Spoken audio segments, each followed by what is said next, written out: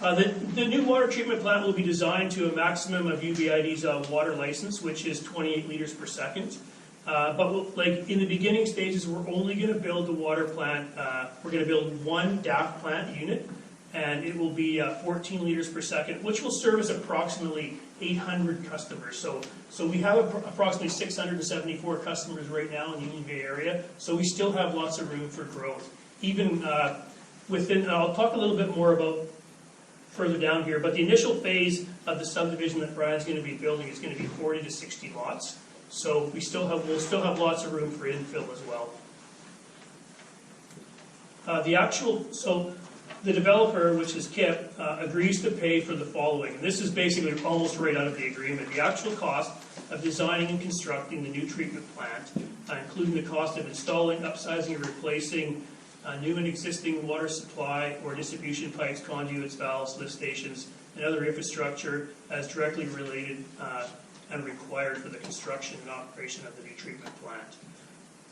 The cost UBID would have incurred in designing and constructing the new treatment plant that was sized to accommodate only one 14 liters per second plant or a DAF unit, including the cost of installing, upsizing, or replacing new or existing water supply or distribution pipes, conduits, valves, etc., as directly related to and required for the construction of the operation of the new treatment plant of that size, as estimated by UBID's engineering consultants. So basically what that says in English is that all the upsizing costs from 14 to 28 will be paid for by KIP and at no expense to UBID.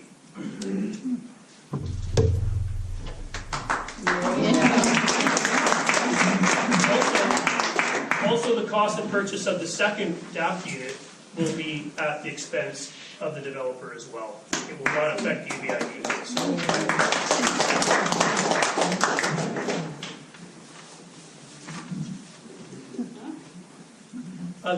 Like I mentioned earlier, the initial phase of the subdivision will be 40 to 60 lots. We've agreed, or UBID has agreed, to give reasonable consideration to the studies and reports submitted by the developer under Section 23, which is another part of the agreement, including proposals for expansion of UBID's water service through the addition of such other potable water sources. From what I understand, KIP has drilled a well that could be, of really good value to us down the road if we ever wanted to expand, or he wants to expand beyond his 40 to 60 lots. And all that would be at his expense.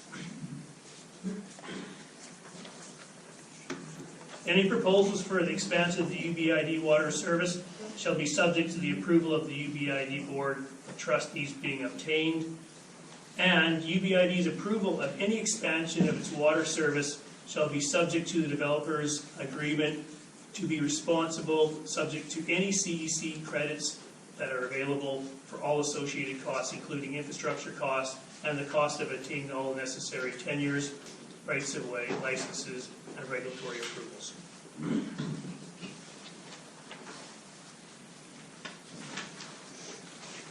And the developer is basically going to